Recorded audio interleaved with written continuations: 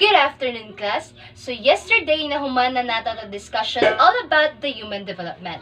So far, wala may mga pangutan na regarding sa to topic yesterday.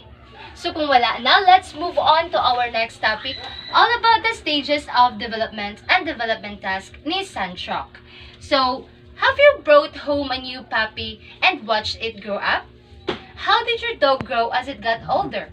You may have watched your dog grow and develop from a very cute and cuddly puppy to a bit troublemaker to a confident companion and finally to a lazy old dog who sleeps all day. So it means na cada stages has different physical and emotional characteristics. So just like dogs, we also go through in different stages of our life.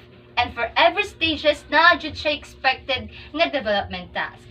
So there are 8 stages of development by Sanchok. So number 1, we have the prenatal period or the conception to birth. Conception occurs and development begins. All the primary structure of the body are forming and the primary concern of this stage is the health of the mother. Why? Kinaang may mga sensitive pregnant mother na dali ra sila mapunitan. That's why primary concern nato ang ila health. So next, we have the infancy and toddlerhood. It is from birth to 2 years old. So this stage, children are so active. And mauna ni siya ang stage ng dramatic growth and change. A newborn keen sense of hearing but very poor vision is transformed into a walking, talking toddlers within a relatively short period of time. So next, we have the early childhood. 3 to 5 years old, mauna niyang stage ng preschool years and proceed to a formal schooling. A toddler's fierce determination to do something may give way to a 4-year-old sense of guilt for doing something that brings the disapproval by others or ang ilang mga caregivers. So, diri na stage ma-develop ang ilang sense of guilt kaya naa na may mga disapproval ng ilang parents or caregivers ang ilang mga gipanghimo. So next, we have the late childhood. It is from 6 to 12 years old. So mauna ng stage ng early grades of school. So diri na nato makuan ang comparison between self and others. O diri na nato makita ang pagiging competitive ng isa ka bata. This stage also is considered as gang stage or troublesome age. So next, we have the adolescence. It is from 13 to 18 years old. So this is now the period of dramatic physical change, marked by an overall physical growth spurt and sexual maturation or the puberty. So this stage mo sabihin si ang transitional stage between childhood to adulthood. So next, we have the early adulthood. It is from 19 to 29 years old.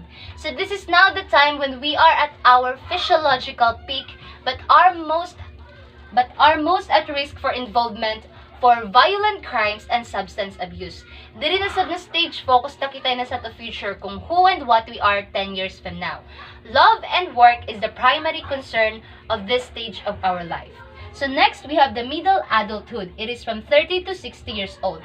This is the time when aging that began earlier becomes more noticeable and a period in which many people are at their peak of productivity and love.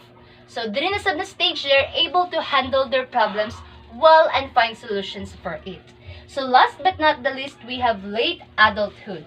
So, this is now the time when nagkuha na sila adjustment, decreasing strength and health, adjustment na sila new social rules, and retirement. So, guys, we will end our discussion for today because it's already time. So, this is the 8 stages of development na tag-introduce sa ato ni Sanchok.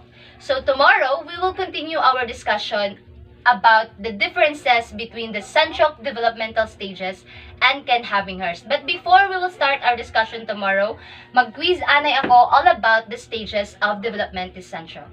So, thank you guys. Goodbye, everyone.